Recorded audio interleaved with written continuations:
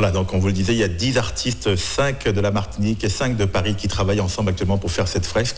Et 2 d'entre eux sont ce soir nos invités, Xan et Dacruz. Xan, c'est vous, bonsoir. Dacruz, c'est vous. Xan, vous êtes de la Martinique, Dacruz. Comment ça se fait justement cette rencontre entre des artistes qui ne se connaissent pas? Comment est-ce qu'on fait pour travailler ensemble, pour faire une fresque? Et comment ça, justement, ça fonctionne entre vous? Plutôt, je pense, assez naturellement en fait. On pratique des disciplines qui sont complémentaires, pas forcément identiques. Justement, dans le groupe de 10, il y a vraiment des pratiques qui sont utilisées dans la rue, mais qui sont assez variées. Et je dirais que, justement, c'est la création même qui nous rejoint. C'est des ponts qui se créent entre nous. On s'est rencontrés hier, mais je dirais qu'assez rapidement, en fait, on a des codes en commun qui se mettent en place. Et Xan, ça va dire quoi, cette fresque, finalement? C'est plus le mélange, le partage de différents univers et retranscrire la mixité et aussi vraiment l'échange culturel qui est autour de cela. Alors vous êtes connu un peu dans le monde artistique localement pour avoir donc réalisé justement des fresques dans Fort-de-France sur les murs et vous êtes beaucoup impliqué donc auprès des jeunes. Est-ce que c'est important justement de faire rentrer l'art dans l'école et justement d'inciter ces jeunes à comprendre justement la nécessité de pouvoir donc s'intéresser à ça?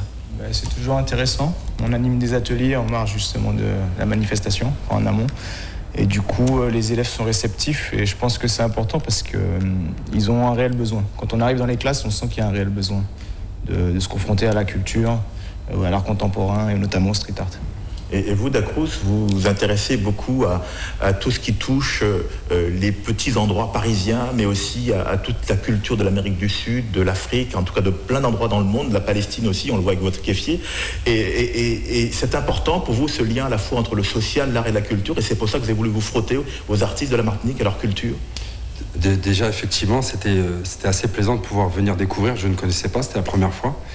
Mais avec une certaine sensibilité, en fait, on vient toujours avec gourmandise et curiosité dans un endroit tel que Madinina et venir reproduire une opération qui avait déjà été démarrée en fait à Paris et l'année dernière, enfin il y a un peu plus d'un an en Guadeloupe pour le concert de Cassave.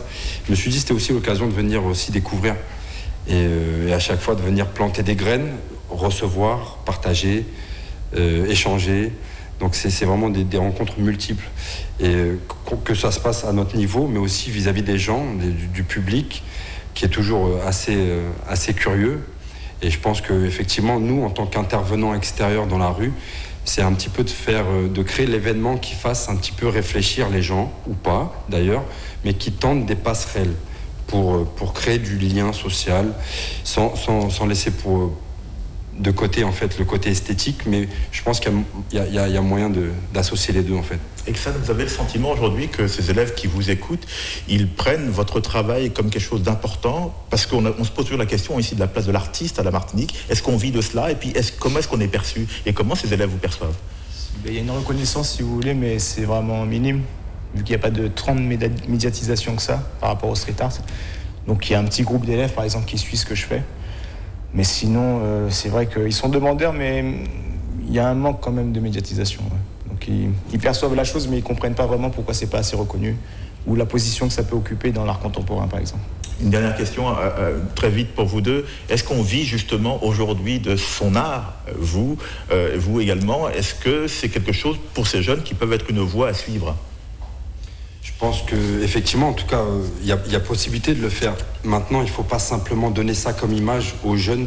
C'en est une possible, mais ce n'est pas le rêve absolu, ce n'est pas l'ascenseur social qui fera...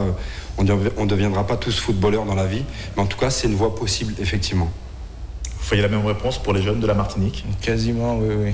C'est une voie qui est possible, mais il faut se battre. C'est pas quelque chose qui est acquis, quoi. Enfin, moi, jusqu'à maintenant, je veux dire, pour en vivre, c'est compliqué par rapport à la place que ça occupe dans l'art contemporain. Merci beaucoup, Xan, et merci, Dacruz. Ok, merci à vous.